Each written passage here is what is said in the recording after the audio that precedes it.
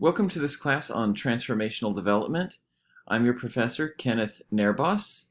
I go by Dr. Ken, and I lived in Vanuatu in the South Pacific for 10 years where I did a Bible translation, and there we worked with people who only earned between $50 and $100 a year, maybe by selling one pig a year. And so other than that, they lived on the land, they grew sweet potatoes and yams and avocados and pineapples, and so the government really didn't interfere with their life. There was essentially no industry, and so ideas like microloans were not very realistic because there was very little economy, very little to purchase. But there were developmental issues, low literacy rate,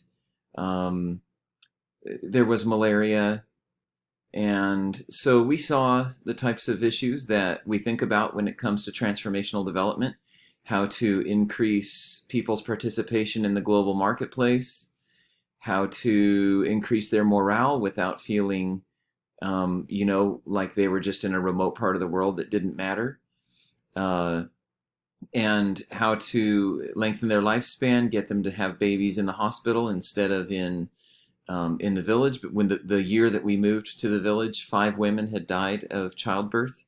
And so my wife is a nurse practitioner, and she was able to bring some medical help as well. So we got a sense of what it means to be a Christian missionary and to work among those who are really forgotten or not part of the developing world. And I know that many of you are called to work among people with similar types of issues, whether it's unsanitary water conditions or corrupt government or issues of malaria, street children, orphans.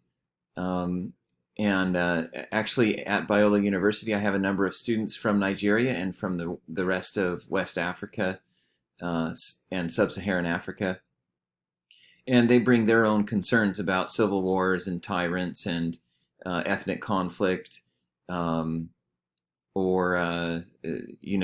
religiously motivated violence and such. So I've learned a lot from my students in those topics as well. Now, this first lecture here is on the Bible and stewardship of the world. So it connects how does the Old and New Testament and our relationship with God connect to the world's needs, like malaria and street children and ethnic motivated violence and such. So these are the types of issues we're going to look at: is what's the biblical philosophy or mandate when it comes to caring for the world and the world's needs. So the outline for this series of lectures on the Bible and stewardship of the world is first to look at the idea of justice. What does the Bible say about justice? And we'll look at the creation mandate, at social responsibility in the Old Testament, and the idea of justice, and at Jesus' teaching on the kingdom of God.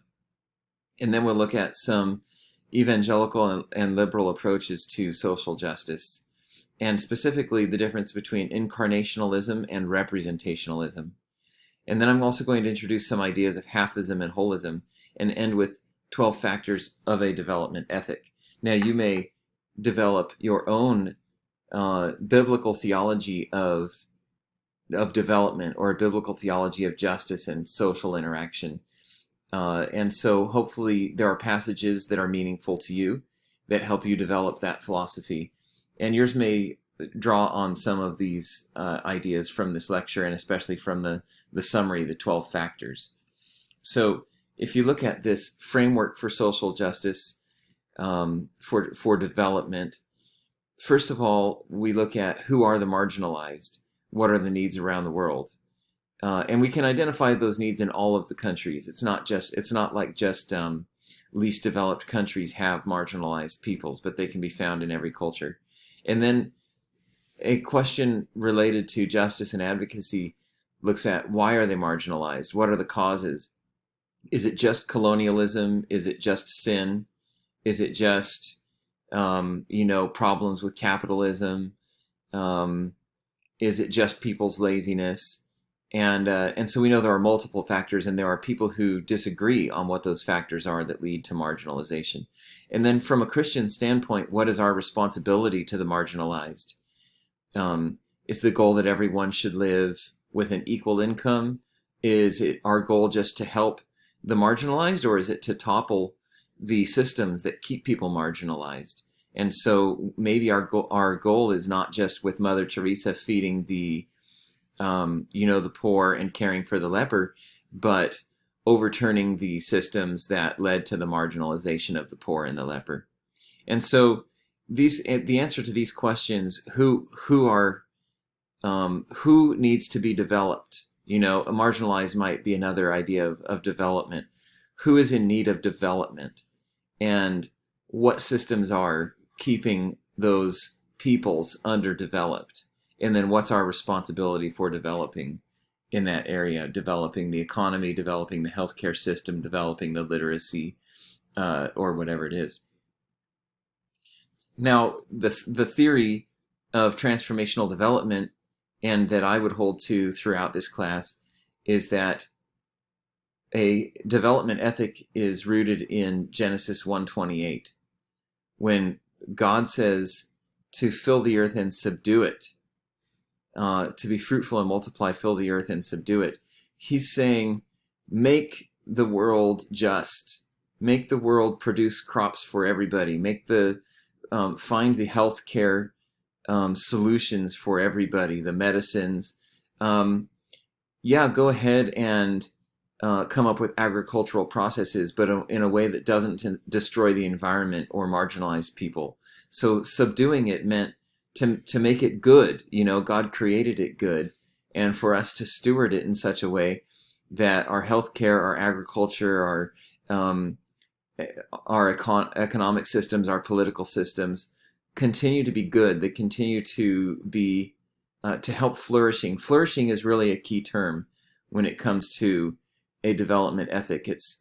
It's not equality particularly, but that people would do well, that they would have the economic and political and health systems in a way that causes them to also be able to live a long, healthy, happy life, to know God, to be able to follow Him, and to also be able to follow this creation mandate, or this first cultural mandate, which was so that they could fill the earth and subdue it as well, and be fruitful and multiply. So fruitful and multiply has this idea of flourishing, that there are people in the world who are not fruitful, and it's in some cases it may be their own fault or their own sin, but in other cases there are systems and governments, or lacks of resources, lacks of knowledge, lack of justice,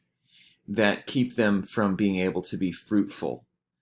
And that's our goal, is to restore the fruitfulness. And so transformational development is about being fruitful and multiplying. Multiplying is not just about having lots of children, but being able to live long lives with healthy crops.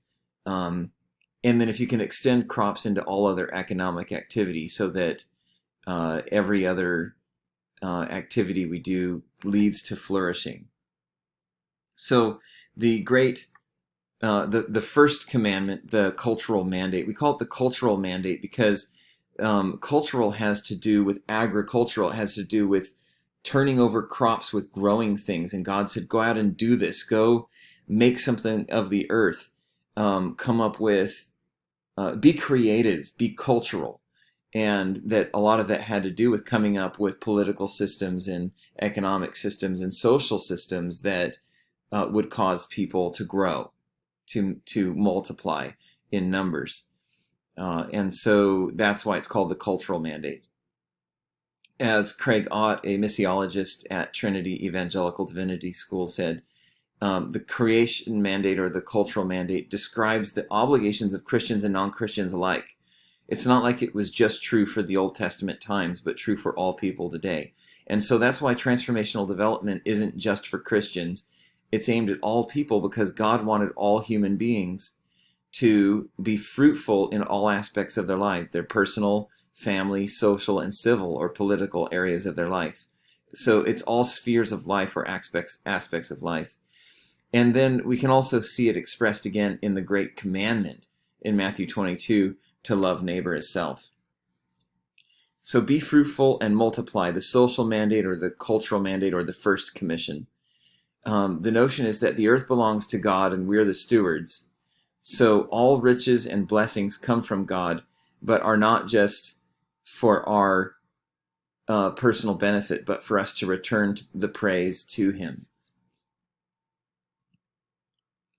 Now, if the earth is the Lord's and all it contains, then why are there injustices? Well, you can see that basically all of the injustices in the world are ways we have failed to follow the cultural mandate. We have not been fruitful and multiplying. When we have social systems that keep people from being able to advance because they don't have equal access to education or to economic activities, or we have political systems that only allow certain people to flourish, then we are not following the social mandate. And so you'll see later that there are chains that are binding people from being able to be fruitful and multiplying. We've created these chains in all aspects, chains between people and God, between people and themselves, between them and their government, and them and their land. Now, why did God want Israel to care for the needy? Why did He have this Old Testament ethic about justice, the caring for the widow and the orphan? And my thesis in this class is that the way to love God and His kingdom, one of the ways, is to care for His people, is to help people flourish, to be fruitful and multiply. And so we are acting out love for God when we're helping meet the world's needs. Now, note that Deuteronomy 17 through 20 was a warning to the rich and famous in Israel. God was saying, when you go out there and you begin to flourish and multiply, in other words, when you begin to obey this command, where your gardens are growing well, your livestock is multiplying, make sure that you don't use it to oppress others. Make sure that you don't forget about God. Make sure that, in other words, you use these systems to help others be fruitful and multiply rather than accumulating it for yourselves. And you'll notice that some kings were better than that than others throughout the Old Testament, as in 1 Kings 10. Even King Solomon, he amassed a lot of the wealth for himself. And that's not necessarily a sign of justice. It may be a sign of God's blessing for him, but he was using it in a way to accumulate for himself in a way that was contrary to Deuteronomy 17:17, which expressly said that the goal is not for the wealthy to amass wealth for themselves, but to bless others. So I see a formula in the Old Testament which usually talks about the poor, widow, and orphan.